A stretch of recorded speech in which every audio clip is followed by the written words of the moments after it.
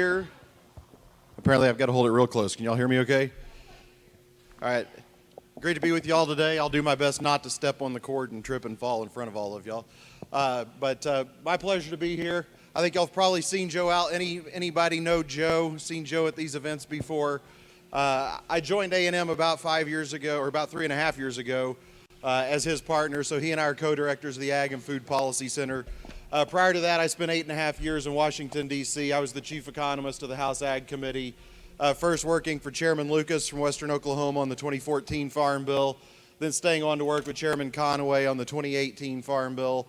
Worked on things like getting seed cotton added back to the Farm Bill back in 2018. And so after about 8.5 years, I got married and had 3 kids along the way, decided it was time to get them back to God's country. So we moved back to Texas. Prior to that, I had done my PhD at A&M, but I grew up in southwestern Oklahoma, pretty much straight east of here on a dryland cotton farm. We grow cotton, wheat, cattle as well. Still pretty involved. Dad says I'm not that involved, but I like to think I'm pretty engaged back home still on the farm.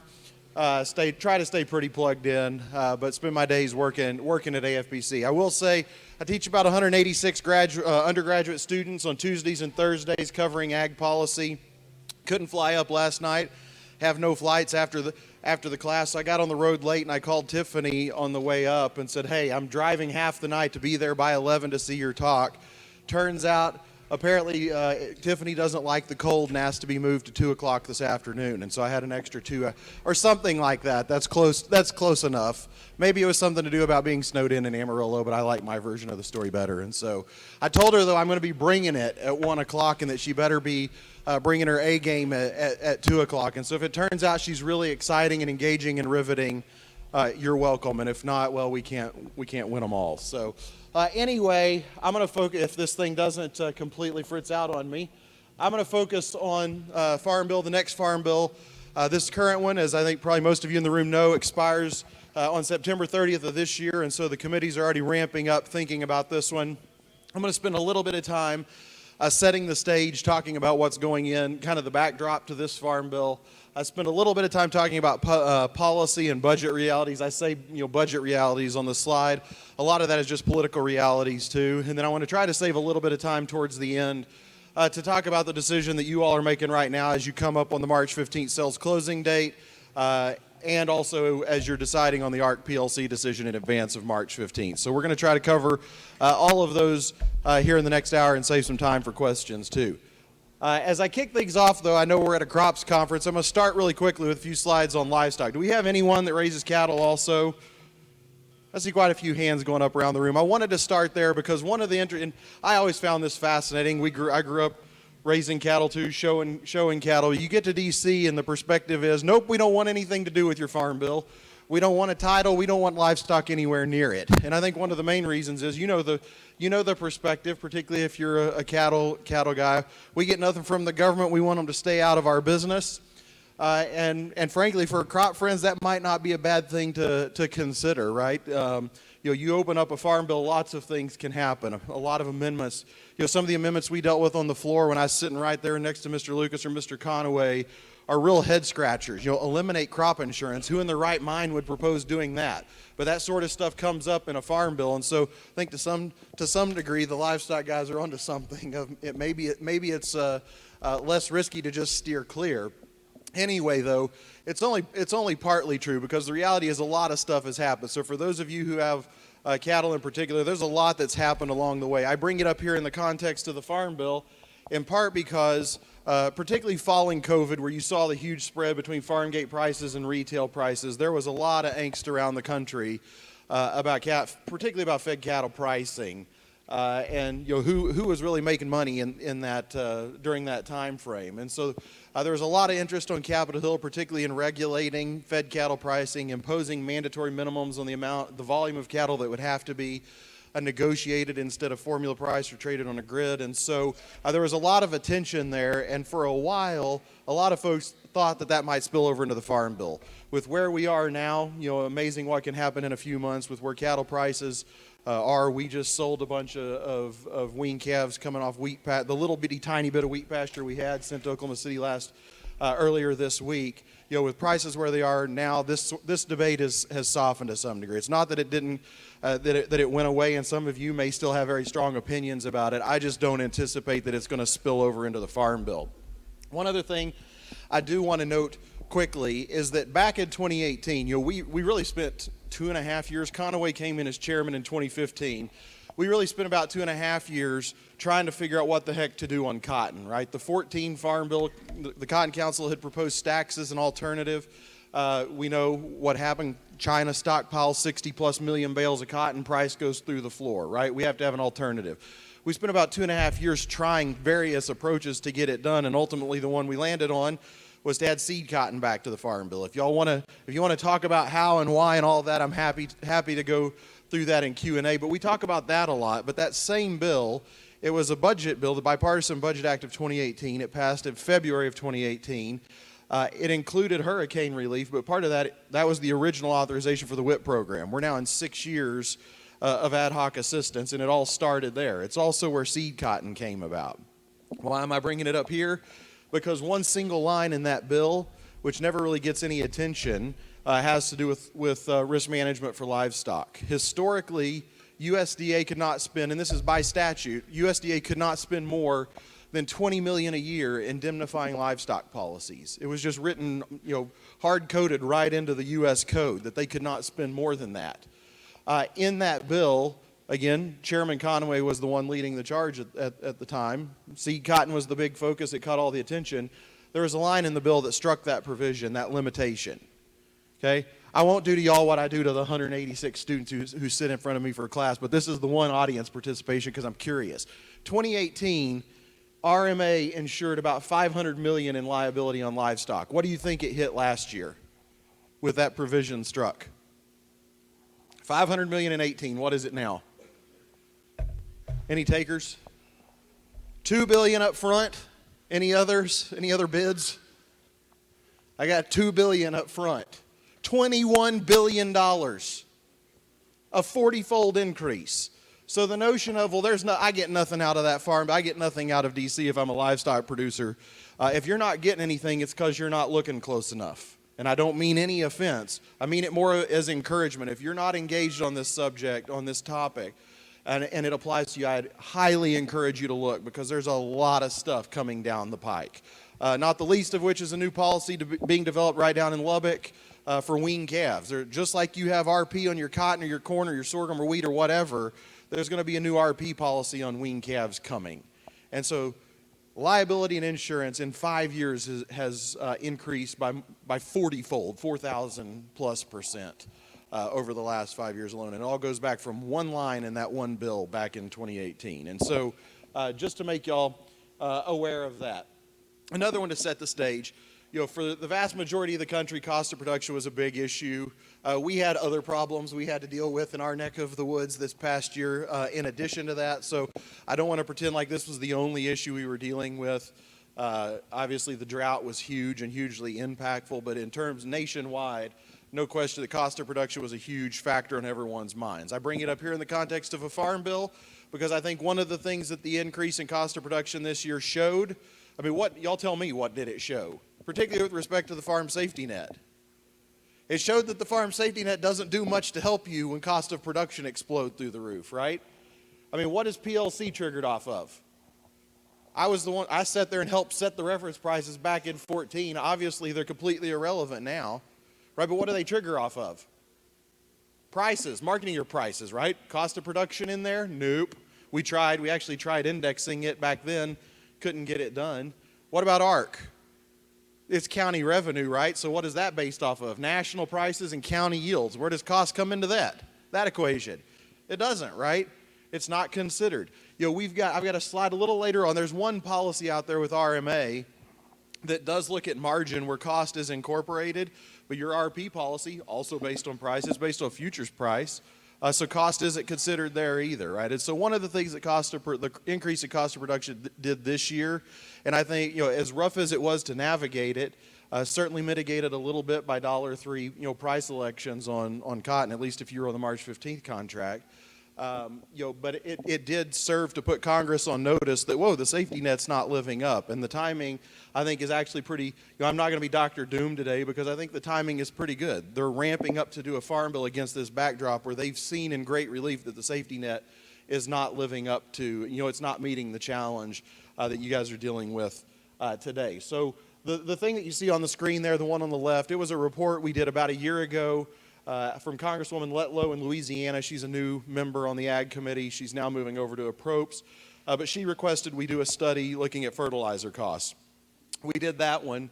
And then Senator Bozeman followed with a request asking if we would just look across the board. And so for those of you who aren't familiar with our center, and some of you may actually be involved in the process, but we have 94 what we call representative farms in 30 states around the country. And our team is constantly on the road updating them.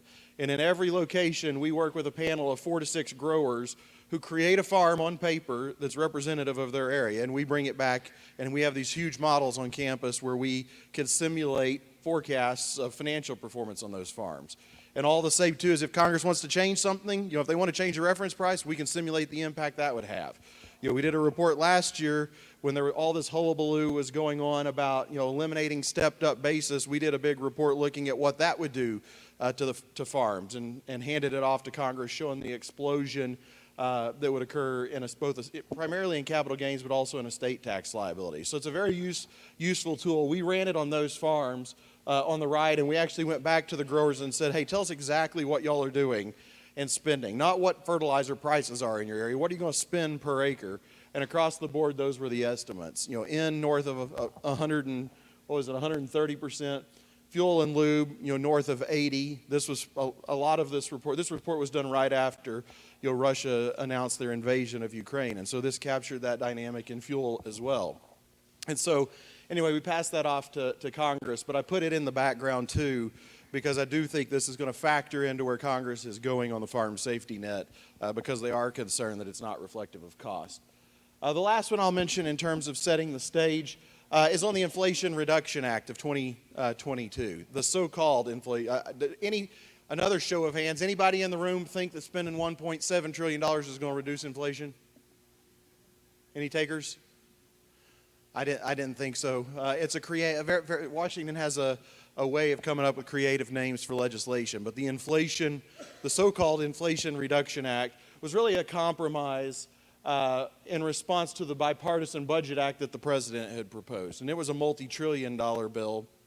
And so Senator Manchin, Senator Sinema from Arizona more or less held that up. They ended up reaching a compromise this past fall called the Inflation Reduction Act, the IRA of 2022. Some of you don't see it in here. One of those provisions sandwiched in here is debt relief for socially disadvantaged growers. They had floated that earlier in the year. It got held up in the courts. Congress came back. They more or less used the money that was over here in this gray part and just repurposed it here so it doesn't show up again. But some of you may very well have already received notice in the mail that all of your FSA-held debt is being completely wiped out. And so that was a component of this. The more notable in terms of size was the one on conservation. And so it included almost $17 billion in plus up to conservation spending. There's a lot of things where I'll poke at the administration, and admittedly, I worked for Republicans for 8.5 years on the Hill. Now I'm in a nonpartisan, bipartisan, all of the above sort of role. But one thing I will say about the current administration and Congress that was controlled by Democrats is that with all the focus on climate, the approach they took was to plus up the existing programs. And so it could have been a lot worse, right? Cap and trade and all these other things that had been considered a decade earlier. And so I may poke some fun, but I'll give them some credit there that they stuck with, the programs that we know. The one problem with that, though, is instead of just increasing and leaving it at that, of course, we had to tie all sorts of new strings to it. And it's a one-time infusion. So if you could see the charts, and I realize in the back you may not even be able to make out heads or tails, if you could see the difference between red and blue, the blue is the new money. That came in the IRA. I won't get into all the wonky budget details of it, but the vehicle it came in, that bill, went under a special rule where it could only be temporary. It's one-time funding. Farm Bill funding continues in perpetuity. That's the red. So they added this one-time infusion. I mention it to you mainly so you could be on the lookout, Don't be surprised if in the farm press you start hearing at some point about the conservation cliff.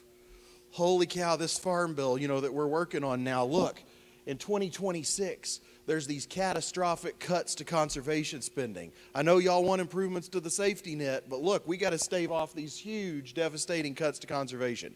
Those are not devastating cuts to conservation. That was done on purpose. It was a one-time infusion that's short-lived. So be on the lookout for that. It happened when we had the Great Recession in '08. The same thing happened with SNAP spending. There was a one-time plus up. We get to the 2014 Farm Bill, and it was all about what are we going to do to spend more on SNAP to stave off the devastating cuts.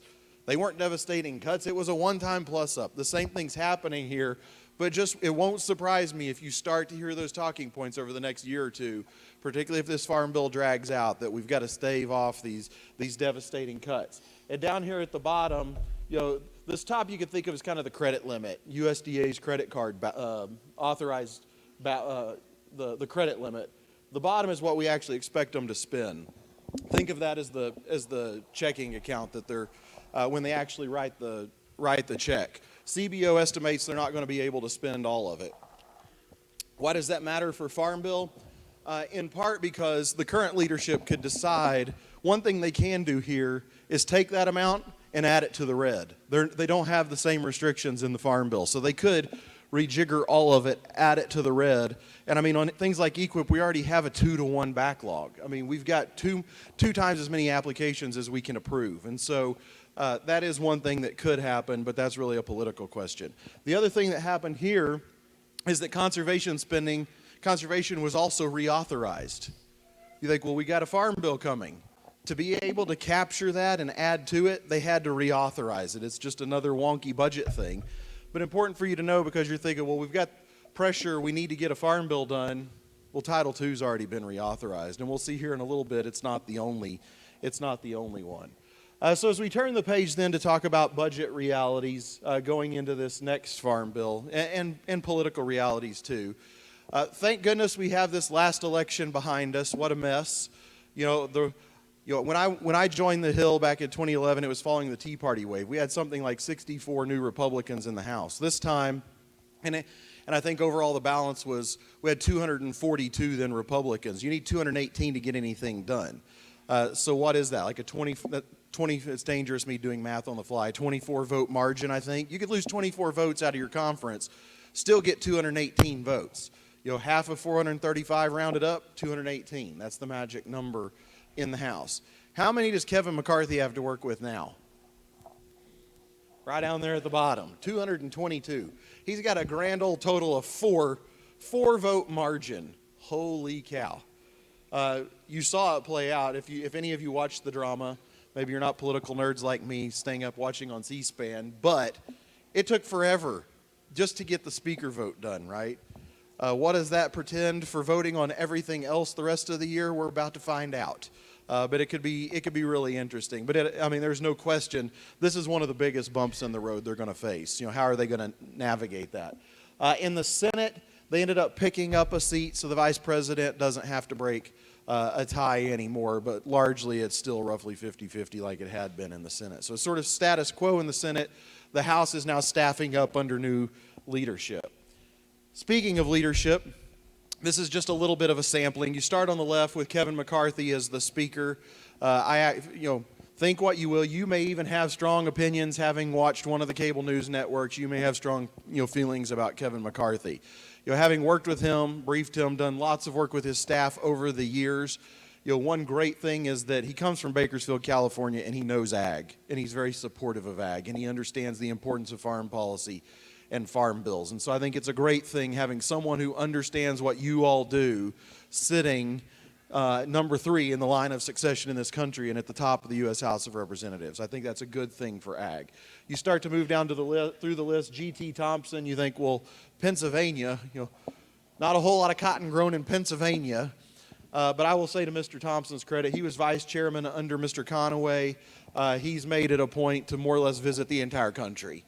Every state in the country, and he spent a lot of time in Texas too, and he's also very pro-ag, very supportive of ag, and he gets I think he also gets the importance that what they do in the Farm Bill has to work for all of the United States. And so I think Mr. Thompson's going to do a great job in that role.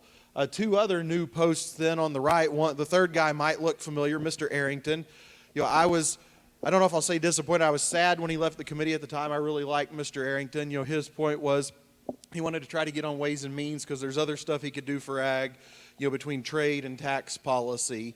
And it looks like his strategy may be coming to fruition because he was just named chairman of the Budget Committee.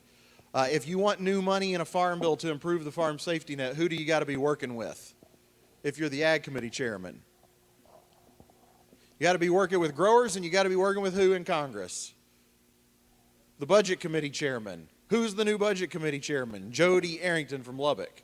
And so I think that's another a great sign for ag.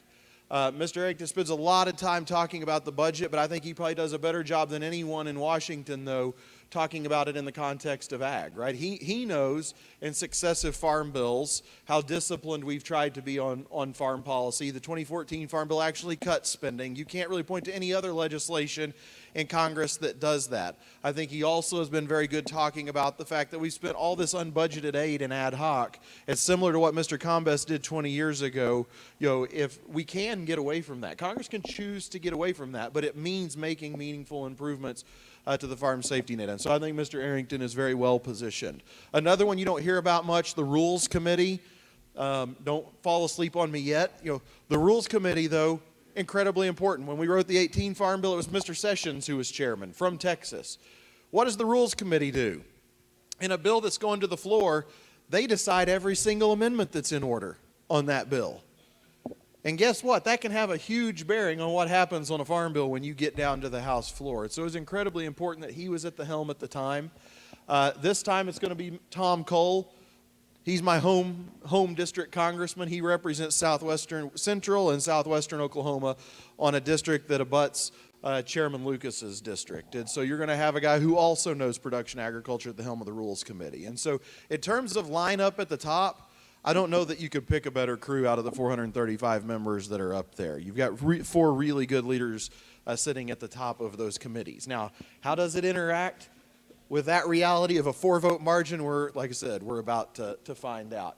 If you drill down to the Ag Committee, Mr. Lucas is back on, my old boss, former chairman, he's back on the committee. He had made way in the minority for some younger members to serve with the promise he could be back on, so he'll be back in the mix for this farm bill, which I think is good. And then also Mr. Jackson, representing this part of the country and north and a little further east of here, is going to be on the committee too, which I think is also another great thing. And we also have other Texans from further south, and we're waiting to see if the Democrats add a Texan. It looks like that might be a possibility just based on what I'm hearing behind the scenes. And so I think we could be going into a farm bill where Texas has got pretty good representation. So to me, all of these are really good signs or encouraging things.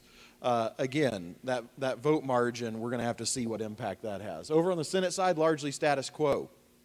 Senator Stabenow will chair. Senator Bozeman will be ranking member. Another interesting tidbit that I will not add commentary on. I've sat across the negotiating table from her team for a long, long time. She's a very formidable legislator. But in terms of Southern agriculture, often was at odds. And so she's announced her retirement. This will be her last term, her last Congress in the Senate, and then she's stepping down. And so that is the lineup of folks. You got seasoned people, and then folks who understand Texas and understand ag. So to me, it's a pretty encouraging sign. On the budget side, you go back to that margin, that 4-vote margin, 222 Republicans. One big question I have in my mind is, what impact is the budget going to have this time around? When I went up there, now 12 years ago, it is all anyone talked about. Runaway spending. The house is on fire. We got to get this under control. I'm not going to ask for a show of hands, but I bet many of you in this room think that very thing. It's unsustainable. Things are out of control. We got to fix it. We were at this point. For those of you in the back, that's $10 trillion. At the time we started, it was the 12 Farm Bill, then the 13, then the 14. All 3 of those years, all we talked about was the debt. It drove every conversation, and it was at $10 trillion. That's on debt held by the public. That doesn't include intergovernmental holdings, where Social Security is lending to other government programs, so on and so forth. That number has doubled since then. So are we going to talk about budget in this farm bill? I mean, we know we need new money for the farm safety net. Are members going to be caring about budget? I mean, Mr. Arrington talks about it. Rank and file members, though, how much do you hear? You don't hear a whole lot about spending. I mean, and it's been like a cash register, trillions and trillions and trillions, to the point we've accumulated 10 trillion, 11 going on 12, 13 trillion in additional debt just in a single decade. And so for purpose of the Farm Bill, the big question mark is this going to suddenly matter again? Interestingly enough, to me anyway, it's almost like clockwork. You start talking about a farm bill and members start talking about debt. It's amazing. We'll see if that plays out too. And I've got a chart on that here in just a second. One thing that I think is going to add to this is that we're going to be talking, you're going to particularly hear your detractors talking about the $1 trillion farm bill. I think $1 trillion, well, ARC and PLC don't add up to $1 trillion. How the heck are we getting to $1 trillion? It's going to be 1.3 trillion roughly. It may soften in this next update from the Congressional Budget Office, but in the one this past May is about just under 1.3 trillion. Over $1 trillion of that is food stamps. $1 trillion over the next 10 years. Roughly a fourth of that, $250+ billion was from a single change that the Biden administration made administratively on their own last year. That changed the Thrifty Food Plan calculations, the basket of goods on which the SNAP benefit is based, that added $254 billion in spending to SNAP. And so SNAP alone is going to be $1 trillion. If you think about the traditional role of the Farm Bill, why do we do Farm Bills long term? Mainly, it started price support. Now it's more income support for growers, keeping growers out on the farm, provide a safety net. ARC PLC is kind of the main component of that. What percentage of the Farm Bill does ARC and PLC account for? Any takers? 8? 3%. And it goes to the point I made earlier. And Joe and I wrote an article this past week about it and caught some flack for it. But part of our perspective is if you don't make improvements to ARC and PLC, what's the point of doing a farm bill? If you look down that list, what did I mention about conservation a while ago? Yes, all that new spending. What about authorization? They reauthorized it, right? Well, you don't need to do a farm bill to reauthorize conservation. It happened in the IRA. Well, what about SNAP? SNAP is an appropriated entitlement. If you ever, and you hear all the time, you got to have SNAP to get a farm bill done, the coalition. If you never had another farm bill, the appropriators are going to fund SNAP. They can keep it going without the ag committees. So it's essentially on autopilot too. Well, what about crop insurance? I mean, the farm bill is important to crop insurance. What about crop insurance? And I got this all the time. Farm groups filtering through D.C. Hey, you got to get that farm bill done to protect crop insurance. Most folks are probably generally not in agreement with that. Crop insurance is permanent law. You don't have to have a farm bill. If you never had another farm bill again, you've got crop insurance. It's authorized in the Federal Crop Insurance Act of 1980. In fact, it's mainly the farm bill that comes up with amendments to crop insurance. We use it to try to improve crop insurance. Detractors will try to use it, to decimate crop insurance. So you start looking through that list. Well, most of those bolded items all towards the bottom, which account for over, roughly 95%, are either on autopilot or already done. So what do you do a farm bill for? I mean, there's several small programs embedded in there and trade promotion and all sorts of stuff, but the main outliers is ARC and PLC. And so the way we look at it is if you're going to have to navigate all of those amendments, and you're not going to get improvements to Title I, then why not just do an extension? I mean, Title I's not doing much of anything right now anyway. It really needs to be improved. So if you're not going to get improvements, why bother? And so some folks have not been too happy with that message. I frankly don't care because it's the reality, right? I mean, there's a need there for it. If we're not going to see improvements, what's the point of pressing forward there? But be on the lookout for the $1 trillion farm bill. I suspect we're going to hear lots of talking points to that effect. This chart in particular, it goes to the point I was making earlier about why do we focus, why does the debt automatically come up when we talk about farm bills? And so bear with me, through my wonky, nerdy pie chart here on budget, but it captures everything. This is the entire federal government in one. Okay, the maroon part you see at the top is split. You see half of it is defense. So that's discretionary. That's what the appropriators decide every year. They have their own caps, for budget constraint. They have their own caps that are negotiated and that they have to live within. Half of that is defense. Almost all of our defense spending is decided every single year. The National Defense Authorization Act. Okay, so that's about a fourth of the government. You add the $8-odd trillion that we're going to pay in interest on all of our debt over the next 10 years, that gets you to about a third of the budget. That remaining two-thirds is mandatory spending. If you ever hear of entitlement spending, ARCA PLC is entitlement spending. If you have base acres and it triggers, you're entitled to a payment. It's where it comes from, right? So you look at that, though, that accounts for two-thirds, but literally half of the entire federal budget is in three programs: Medicare, Medicaid, Social Security. And I bet for some of you who would have raised your hands about being concerned about the debt may also raise your hands of hands off. Don't touch them. Don't touch those things, right? So what you start looking at it, and then, okay, well, what are we, for members who care about the debt, where are they focused? Well, you know what? And most of these are all on autopilot. But like clockwork, every 5 years, this little sliver here, we bring it up every 5 years to reauthorize a farm bill. The rest of them, largely permanently authorized. So every 5 years, you get a farm bill. And part of my hypothesis, having lived through it, is that you have members with this pent-up demand to try to get spending under control, and they see a vehicle with mandatory spending move every 5 years, and guess what? It attracts, some of the amendments you would think if we just eliminated crop insurance, we could save the republic. You could eliminate it 1,000 times and barely make a dent. But I think it attracts that sort of thing because of this dynamic, right? Most of it is on autopilot. And there's not the will to have some of these very big, very tough conversations. And so what happens is every 5 years a farm bill comes up and suddenly we're talking about the budget and being able to get our fiscal house in order. And never mind, you can't do it on the backs of farmers alone. And quite frankly, I would argue when you look at what we've whittled on that other table, we've whittled farm policy down to, we're doing a whole lot with very little on the farm policy front, to the point now where it's arguably insufficient. And so, to me, I don't think we're ever out of the woods on a debt conversation, in part because of this very dynamic. So when you look back then and you start to think about the farm safety net in particular, if you look back, in a lot of ways, where we are right now is very similar to where we were 20 years ago. So if you think back to Mr. Combest, right? The 96 Farm Bill, pendulum swung too far, right? We love the free market component of it. You plant what you want. There's also no safety net left. What was the response? Double AMTA. The 2002 Farm Bill rode that wave. Mr. Conaway prevailed on the Budget Committee for additional resources. He got it. That's the gray part.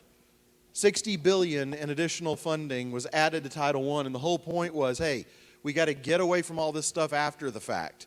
Growers are getting payments they don't even know why they can't tie it to anything. And some of you may feel the same way about ERP right now. Why the heck did I get that? Several of you, some of you are going to come up to me afterwards and say, yeah, I don't know. I don't quite understand why I got that payment either, or how they calculated, or this, that, and the other. And oh, by the way, it was after the fact. So the idea is, and Mr. Combest argued this, we need to get away from that, get back to budgeted, on-budget spending that and a safety net we can count on, as opposed to one that's kind of after the appropriators decide after the fact to do something. By the way, when we wrote the 18 Farm Bill, the amount that we wrote Title I with was the same amount that was added to the 02 Farm Bill. That's how far it has been squeezed over time. And so the question mark, think of it. You'll go to this next list. All these things, WIP, ERP, MFP, CFAP, PAP, all of this ad hoc stuff that has come, I would argue has come, because the pendulum, again, swung too far the other way, right? We squeezed Title I too far, and Congress proves it. On one hand, in a farm bill, it's hard to get anything done, but then Congress proves, we don't want to leave you guys hanging, so we're going to do all this other stuff. I think one of our challenges right now is that somehow all this stuff starts to look a little easier than a farm bill. You think of all those amendments in a farm bill, where were the amendments that came with all these things? They were added to end-of-year spending packages, or they were done by the administration. MFP was done by the Trump administration, without Congress having to weigh in at all. Cotton ginning cost share, it started with Mr. Vilsack in the Obama administration. So you start looking at it. I still have a question mark over what's going to happen, because the ag groups are going to have to get vocal, demanding, from their representatives in D.C. that no, yes, we're grateful for the ad hoc, but it's not bankable, reliable, and at some point, it's going to catch up with us. We want it added to standing farm policy, and so that's the debate that's going to be had. We'll see how it goes. In terms of the path forward, before I get to the farm safety net, a couple of specific things on improvements. In terms of pathway, I already mentioned the one at the top. What's the point of doing it if we don't see improvements? Let's say we do get new funding, then where do we go with that 222 vote margin? I think one of them is there's still a question of could we just do it bipartisan? I mean, it's where it's going to end up. The Senate didn't change. It's very similar to the last two farm bills. The one that ultimately went across to the president's desk was a bipartisan bill. So can we just start there, forget about SNAP being at $1 trillion, and just move on through? Potentially, I still have my doubts again because I think we're going to have a budget conversation, and who knows what all was agreed to as part of the speaker vote. I don't know how that's going to play out. Otherwise, I do see it coming, particularly some of the new budget rules, that you could see a situation on the House side where they pair SNAP cuts with improvements to the farm safety net. And I think on all of this, there's a lot of hand-wringing that goes on. My encouragement to you is to just don't worry about all the day-to-day interaction of this. This is what the leaders, those four I put up on the screen, this is the part that they're trying to figure out. And if you look from a distance and think that everyone's lost their mind in D.C., I mean, to a degree you may be right, but they're trying to find that pathway to 218, as messy as it may be. A word on the safety net, and then I'm going to finish on the current decisions y'all are dealing with. So, with respect to Title I in this next farm bill, or the farm safety net in general, if I had $1 for every time I've heard that crop insurance is the cornerstone of the farm safety net, I would be very wealthy. I could quit my day job. I hear it all the time. I don't disagree with it. It is a reality, right? It doesn't mean that you can put all of your eggs in that basket, right? And one of the conversations we constantly have with Washington is, last year at $1.03 cotton, crop insurance looked pretty decent. Granted, even it got squeezed with cost of production. What if you're insuring 70-cent cotton? I mean, right now we're looking at 85 on the board on the December 23. But even then, you're insuring a small portion of it. We'll look at that here in a second, right? And so the whole idea, the premise of Title I is it complements crop insurance. When the market is down, that's arguably when Title I kicks in. And so part of the focus we're taking at the center is let's look at what crop insurance is not doing. One of them is it's not operating in the deductible space, right? And it's not, and we don't necessarily want to. I mean, there is a moral hazard there, right? If you can insure 100% of your crop, you could do a whole lot of creative things at that point if you don't have to worry that you're going to be 100% insured, right? And so what Congress has done, I mean, that's where WIP fits in. WIP is essentially free deductible coverage. Well, could we do something on crop insurance in that space? That's the one I'm going to come back to next. Whole farm, historically, crop insurance has not been an umbrella coverage. There is one, but it's tailored to specialty crops. We've been working with some of our industry friends. One of them is the table on the left over there with Texas corn. They have funded a product development with Colorado corn. It's called CLIP, Crop and Livestock Income Protection. Be on the lookout in the next couple of years. I think this could be a game changer. You keep all your RP, but then you can add an umbrella coverage called CLIP on top of it, covering your entire operation. Where if you have a lot of variability between crops, you're covered overall. You can also bring your livestock under that as well and insure your livestock under the umbrella too. And so that is already in the offing. I don't think Farm Bill really needs to do anything there.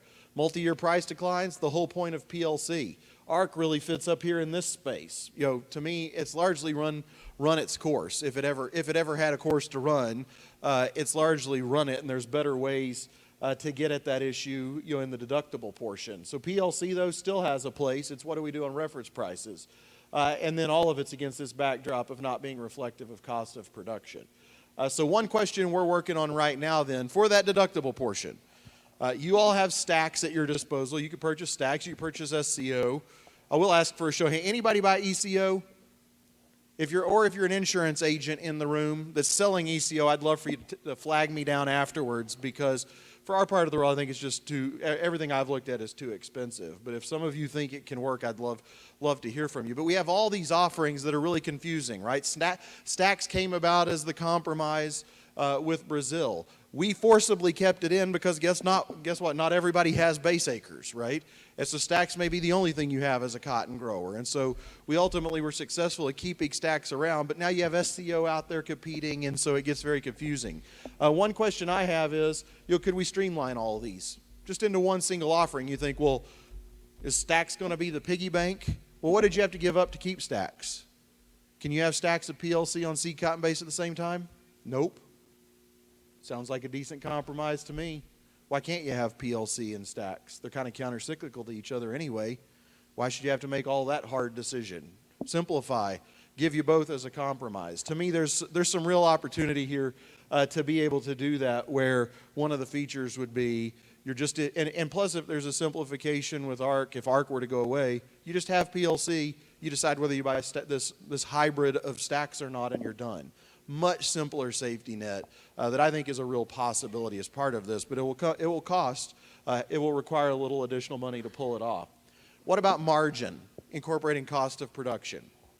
We hear a lot about, well, is it going to go in Title I? Could that replace ARC and PLC? I don't think that's going to happen. In part because if you already have a crop insurance product, Congress is sort of loath to do something administered by FSA if there's already a product out there where you could put skin in the game.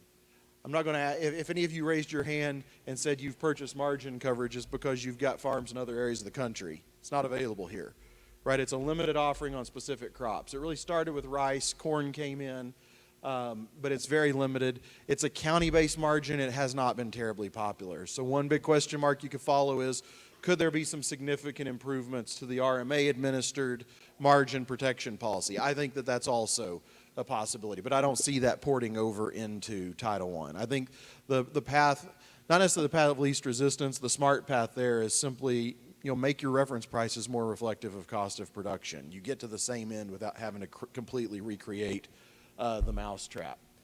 So on the reference price front, we did this back in 2018.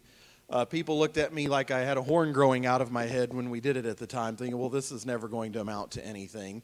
They're called effective reference prices. Some of you may have heard of them, some of you may not. The way it works, and it's also a convoluted formula. Almost every convoluted formula you see coming out of Washington is because it was a budget compromise. That 85% factor you add onto PLC, budget compromise to get the budget where you needed it to be. On effective reference prices, it essentially looks back at prices. It says, hey, if prices have really floated up in the market, the reference price can float up with it. It can't float up, we're going to use 85%. So we're going to look at 85% of the last 5-year prices. We use an Olympic average. If that's above the reference price, it can float up. But you know what? The budget dictated it couldn't go more than 15%. So they're allowed to float up 15%. At the time, a whole lot of, well, that's ridiculous, what a waste of money. It's designed to do the sort of thing we're talking about now, though. Maybe cost needs to be an element of it. But if you look at what has happened, and you probably can't read the numbers, if you can make out the colors, that's the main thing. This first column is the statutory reference price. Corn, $3.70. Soybeans, $8.40. Wheat, $5.50. Seed cotton, $36.70. Those sorts of things that are written in statute. If 85% of that market price gets above that, it can start floating up. So if you see the green, it means it's floated up, but by less than 15%. So you haven't this is the cap, 115% of that number. So green means it's floating up, but it hasn't reached this number. Red means it's floating up, but it's going to be capped at that number. It's above the limitation. And so in a lot of cases, with where market prices have been, there's a lot of chatter about we need to increase the reference prices and inflate the reference prices. That's already happening under current law. To me, this is another good thing because we shouldn't have to pay for this again. This is already in current law, allowing them to float up. And you may say, well, what about our part of the world? They're not floating up. Well, if you look at more recent, we'll get an update from CBO here pretty soon. If you look at more recent data, RMA's long-term outlook from November, I use that on wheat as an example. So this red line was from the previous chart. If you had seen on wheat, it got up to about 549, but the statutory reference price is 550. So you're thinking, well, effective reference prices don't do anything. If USDA's most recent outlook holds in the CBO projections, that's where the wheat reference price would go midstream of this next farm bill. So for folks wanting to get above the 550, it could already be going to 633 just under current law without making any changes. Granted, it won't stay there. The key here is that you don't have to pay for that again. So to me, it's also it's a very good thing because it should provide some credit against this interest in raising reference prices. And we'll see in the new update whether cotton fits or not. One thing I do caution groups on is that I hear a lot about we need to index the reference prices. They need to keep up with reality, which is great. And interestingly enough, there was a provision in the 1973 Farm Bill that did this. Wheat as an example, that would index to inflation, right? It's amazing. You know, the more things change, the more they stay the same. 50, 60 years ago, having the exact same conversation. The challenge is, what do you index it to? It only lasted a couple years because people got frustrated because it didn't keep up. Well, I hear a lot, we'll use prices paid, interest, taxes, and wages. This is the one that NASFOL, USDA, uses. They'd be inclined to use that one. That's the blue line. Look at precisely, if you go back here to 14, had they been indexed to this number, how much would your reference price have changed? Not much, right? So part of this is be careful what you wish for. So we're doing a whole lot of work looking at different ways to index. I do think that this tail is going to curve, out here on the end is going to curve up significantly for 22, but it's still a cautionary tale of be careful what you wish for. The last thing I'm going to talk about, and then hopefully have 5 minutes or so for questions if you got them, is on this decision, the one that y'all are making between now and March on the current farm safety net. We do have our decision aid up and running. If you want to go run it on Ark County and PLC, you can.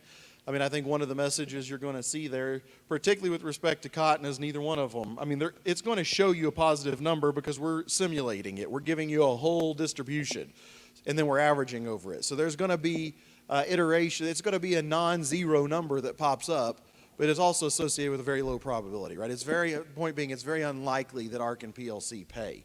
And even on ARC, you think, well, yeah, PLC's way out of the money. On cotton, Lent's got to get to about 70 cents on the marketing year average, assuming cottonseed prices stay in the neighborhood. It's got to get to about 70 cents to trigger PLC, so it's very unlikely. So you think, well, I'll go into ARC on cotton. What happens if you go into ARC on cotton, on seed cotton?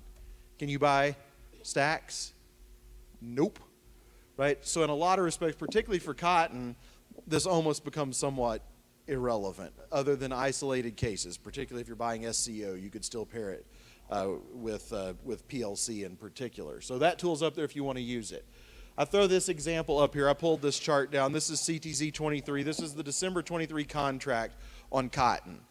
This is the one that RMA's tracking, right? When we get into February for the March 15th, I'm pretty sure here it's the same. We're tracking over February. So price discovery over February, we're looking at closing every day, we're averaging over it, right? And then we're pulling market volatility out of that same contract. The volatility is driven purely off of the market, the volatility metric that determines your premiums. And so we're tracking this thing. If it were to go sideways here, which I think it's also a good sign. We were hovering for a while at considerably lower than that, and it's sort of taking off again. We'll see. Between now and then. But if it were, let's just say for sake of argument, if it were to go sideways here at 85.45, that's where it was earlier when I took the screenshot. I'm using USDA, for this little illustration up at the top, I'm using USDA's average cost of production. It averages over irrigated, non-irrigated. For you personally, it may make no sense whatsoever. But if you're trying to get a snapshot nationwide, when I'm going up and talking to members of Congress or the committee, this gives a snapshot. USDA puts it at 93.74. 93.74 cents a pound lent on cotton. If you look at this price then and look at insurance, if you insure 70% RP, you're getting essentially 70% of 85.45. You're looking at 60 cents of coverage. Anyone get excited about 60 cents of insurance coverage on planting a crop? No. If you layer stacks on top of it, what does that picture look like? You can get up to roughly 77 cents of coverage, but you also got a lot of basis issues there, right? You may have a loss and the county doesn't, so on and so forth. And so there is, if you look at percent insured nationwide in this scenario, about 80, even with stacks, only about 82% of your cost of production is insured. And again, it's against a backdrop of PLC not necessarily triggering. And so in this case, praying for above average yields and Congress potentially to do something at the end of the year, right? So again, to me, it sends every signal to Congress that they need to be doing something in this new farm bill to help address some of these challenges. And, yes, they want you to have skin in the game. This is a whole lot of skin in the game, and I don't think it's what they have in mind. So in terms of rules of thumb, one of the things I encourage everyone to do, if you're not doing it in particular, is make sure to avail yourself of at least explore every yield enhancement option. If you're familiar with the yield exclusion, that was my baby in the 2014 Farm Bill. It was this idea that after successive years of drag, our APHs had continued to erode. But why should a simple average of that, be the target for what you can insure? We need to get at a closer metric of what you're expecting to make, based on how much you're fertilizing and so on and so forth. And so we came up with the yield exclusion as a way to address that. Still only about 30% adoption nationwide on yield exclusion. A little higher in our part of the world, but not considerably higher. Last I checked, it was about a year and a half ago when they shared the data with us. And so there's a lot of growers not using that. It kicks out. It essentially kicks out all the years where there was a county-wide disaster. You don't have to count those against you in terms of calculating your APH. It factors into your rate yield for premium setting, but not for your APH. So if you're not using it, I would encourage you to. And at a minimum, I hear it all the time, well, yeah, but that explodes my APH up there and then I can't afford it. Okay, well, drop down a coverage level then, right?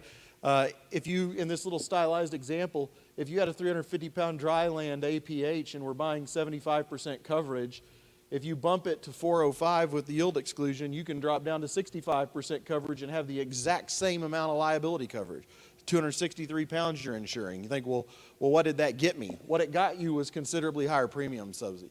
The cost share goes from 55 to 59, which out of pocket for you equates to about an 8 to 9% decrease in the cost of your insurance. So if you're not using that, I would highly encourage you, particularly on dry land, to be talking to your crop insurance agent. I think it also makes a lot of sense to be evaluating still, even with where prices are, if you're going to plant cotton, evaluating stacks and SCO. And you think, well, why do I have to evaluate both of them? And some of you may already be doing this, but particularly if you use things like the yield exclusion.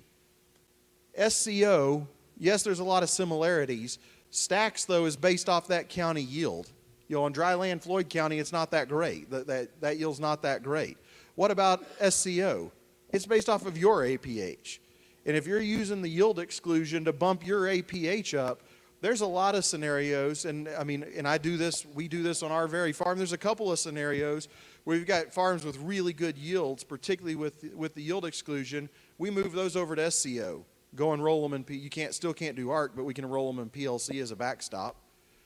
Entirely because that yield on that farm is so much higher. And so I would encourage y'all, it's tedious, but stacking the farms up and comparing APHs comparing your APH, particularly yield excluded APH, versus that county yield in stacks.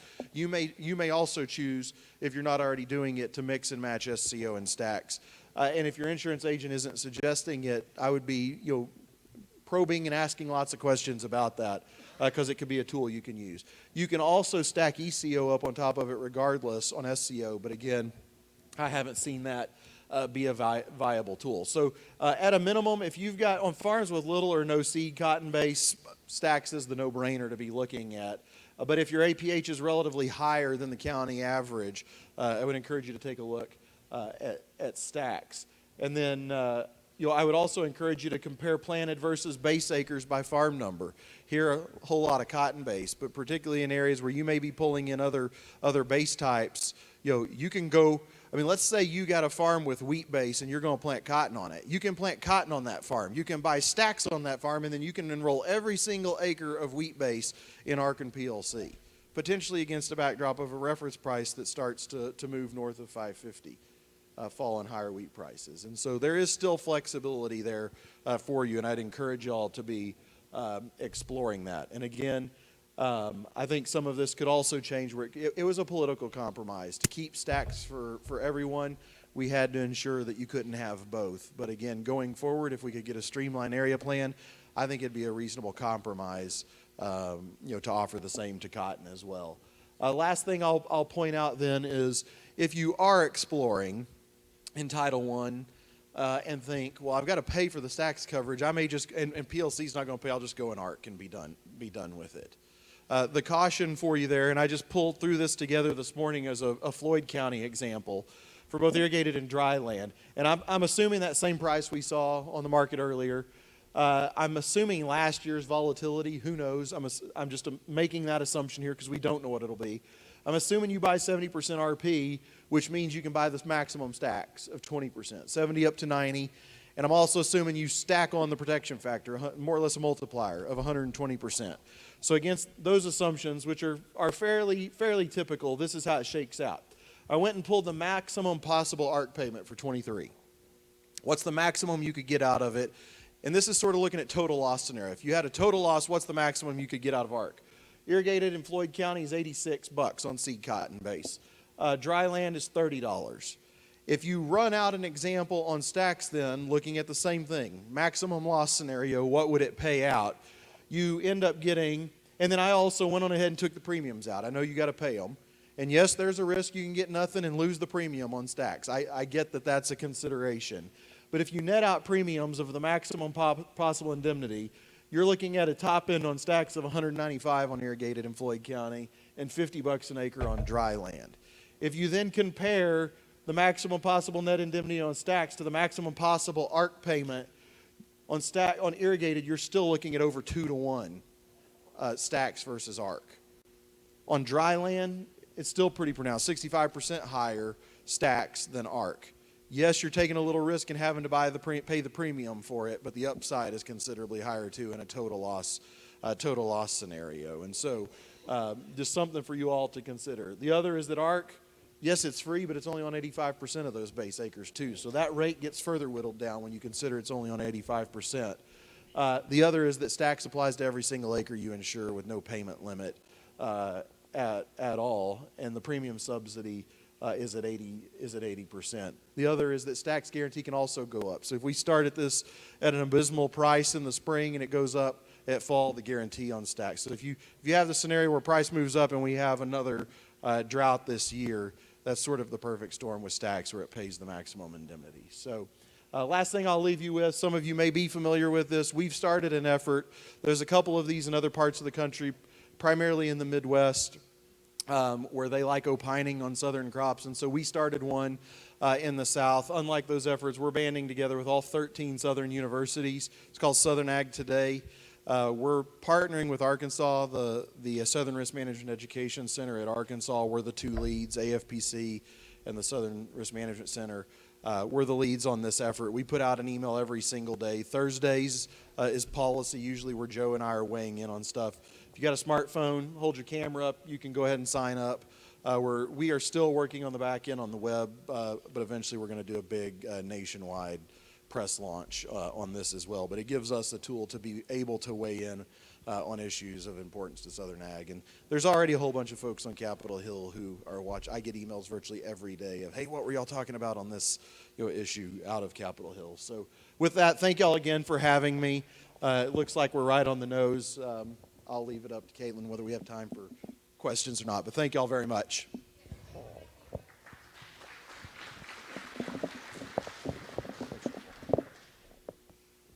Yes, sir.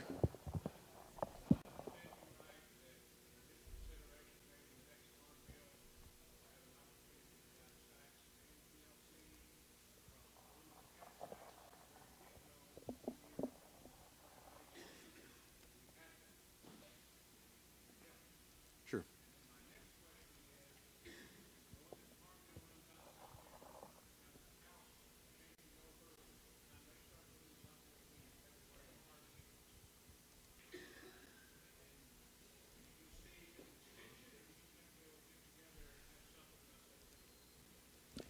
All right, two good questions. So the first one was following up on the point about, do I know if they're working on this idea of allowing cotton growers to have stacks and PLC? I will say at this point, it is something we are working on internally, but are having conversations with the Hill on. So I'm not going to put words in their mouth on what they may or may not be considering, but it's certainly something that we're working on and we're having conversations with them about. To me, the point I'm going to be making is I think that's eminently reasonable. At the time, if you think through the progression, if you look at 14, it was Lent was completely out as a covered commodity. Stacks was all that was left. When we get to the Bipartisan Budget Act of 18, well, cotton is back in. Albeit, we had tried cottonseed. that didn't work, and so I'm sitting in the office thinking, well, let's just put them both together. Seed cotton's now going to be the covered commodity, and we came up with a price series to do it and set the reference price. And so you have all of that at play, but at that point in time, the other side of folks who are advocating on the other side of the table said, well, now that cotton is a covered commodity, stacks was offered in lieu of being a covered commodity. Now that it is a covered commodity, stacks has to go away. That's what we were told.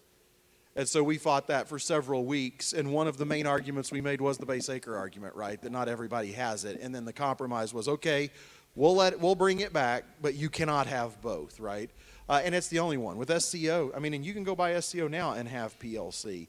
And so part of our thinking is that if we do come up with a streamlined policy, some may be, there's a lot of money in stacks for budget. And so some cotton growers may say, well, I don't want to give up. We already have a decent product. Let's not, mess with it. It's all downside. Well, where could there be some upside? There could be some upside in a compromise that says, okay, well, just like SCO, you can have anyone who gets this new area-wide coverage can also have PLC, where there's no choice to be made. And so it's not that Congress is advocating or that they're considering it now, but it's absolutely something we're going to be visiting with them about. And I know at least on the House side, their staff, their commodity staff, are also from West Texas who understand these issues incredibly well. And it's something that he so if y'all know Trevor White from down at New Home, it's something he's talked about a lot as well, is just the need to tighten up on the top end all these area coverages. And it's only gotten more complicated with the advent of ECO. And so to me, I think there's a very real possibility there. And I think it could make for a very robust safety net if done right. On your question, so the other question, if you didn't hear, was about an extension getting to the end of the year. Kind of the odds on that. Where I sit, where we work so closely with the House and Senate Ag Committees, Joe would probably give you his estimate. What I've heard the chairman say is he has every intention of getting it done, and so I sort of stick with it there.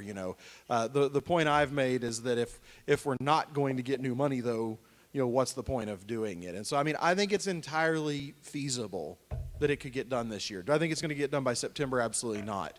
If y'all think back to the expiration of the 08 bill, if you remember hearing about the dairy cliff in the press, what ended up happening, the world doesn't fall apart on September 30th. Why? Mainly because we work in crop years on the farm policy side, right? Crop year being the year that you harvest. And so plant cotton in the spring, harvest in the fall, all the same. Wheat, you plant one year, harvest the next year. It's the year of harvest that's the crop year. And so September 30th can come and go because the Farm Bill's already authorized PLC for that crop year. And so what ends up happening, though, you get to the end of the year, you start to get to January 1, policies like dairy that could trigger every single, we start to think about wheat, the marketing loan coming up in May or June. Dairy could trigger every single, could trigger every single day. And so that's why you heard about the dairy cliff on January 1. So typically, they can push it all the way to January without the world falling apart. And I was hand wringing and worried about permanent law kicking in, because we also had folks saying, well, if permanent law kicks in and we eliminate it, how many hundreds of billions can we get credit for saving by eliminating permanent law? So squirrely stuff happens, but I think through the end of the year you got no problems. And then one last point, and I'll quit belaboring it. Think of when we actually got to the point of signing the 14 Farm Bill. It wasn't signed until President Obama signed it in early February. I think it passed the House late January 29th of 14. There was no extension. We had extended the Farm Bill for a year. We made it all the way to February without the world falling apart. So I think there's quite a bit of runway. Will I be surprised to see it slip into next year? Not at all. It all comes back to that 4-vote margin. Where do they find the 218 in the House? Everything is around finding 218 votes and navigating that 4-vote margin. And if that didn't answer your question, feel free to follow up. Anybody else? Oh my, did I hear ERP2, phase 2 in 30 seconds? How about 4 letters, mess, giant mess, a few more than 4. No, on one hand, I give the administration a lot of credit on ERP1. we had complained a lot. I mean, WIP Plus, those applications, particularly with the work at home stuff, I mean, it was a nightmare for the FSA offices. I mean, hours and hours and hours and hours of paperwork. I mean, Congress gave like $100 million to I mean, a huge amount to USDA to automate. They did that with ERP1. Now, granted, it turned into a giant black box. Anybody in here able to replicate the calculation of your ERP1 payment? Any of the? I don't see any of them. No, right? It's kind of a black box. And so on one hand, I was happy, that it was automated. It was much easier to deal with, but it was like a letter shows up with an amount and you sign it or not. And then the problem was, I think what happened is that ERP2 then is the catch-all. I don't know this definitively, but what it looks like to me is that, ERP1 costs a lot. We get to ERP2. What do? We've had a lot of stuff fall through the cracks, and so, we'll just do a catch-all, based off of your income that you're declaring on your tax returns. What could possibly go wrong with that, And so, I think I'm still waiting through the details now that they've started to trickle out. I look at the calculator that was put out, and I can't, I know this is being broadcast. I may come to regret this, but I can't make heads or tails of that thing, of using it. I think it's very confusing. But I think it also means just a lot of growers, particularly for diverse. I mean, we want diversification as a form of risk management we've encouraged for a long time. But frankly, if you're using your tax returns, having to look at one number, you're getting penalized for being having a diverse cropping system, and so it's going to count against you. So I'm still wading through the details, but from what I can see, it's incredibly messy. And if any wheat growers in the room? No wheat growers, so I won't even talk about that part. Okay, there's a couple of wheat growers. Gets even messier. You plant it in the fall. If you're planting winter wheat, plant it in the fall. If you had a 21 cause of loss, even though it's on the 2022 crop year, USDA went on ahead. If your adjuster put a 2021 date as the cause of loss, it met the cascade that the computer went through and triggered triggered a payment, an ERP1 payment, and you got something in the mail. If you had SCO on that wheat, we got to wait till 22 to see if it paid or not. It kicked you out of the cascade. So just by having an SCO policy, even if it didn't trigger anything, you got kicked out, which is forcing you into ERP2. Or if you had a loss in 21, but your adjuster just wrote down, what does it matter? They wrote down a number. You also had losses in 22, so they put the cause of loss date in 22, never even got anything in the mail. Right? And so you have all of these inequities that are occurring right now. And so I have my doubts that ERP2 is going to clean up the inequities. So one big question is, Congress has set aside almost $4 billion to reauthorize for a sixth year. I don't have a sixth year of ad hoc to cover the 2022 crop year. And so part of this is going to be saying, based on how ERP2 goes, can they clean it up as they get into the 22 crop year? Time will tell. I know that's not a very satisfying answer, but hot mess is the bottom line. So, and please don't quote me. Anybody else? Not in quotes. All right, thank you all very much. All right, thank you, Dr. Fisher. We're going to take one more last break so you guys can go visit our sponsors one more time. Whenever you get back to your table, the lovely evaluations will be on your table. That's what helps Mark and I keep our jobs, to serve you. But in all honesty, please fill out that evaluation for us if you don't mind. And whenever you get ready to leave, please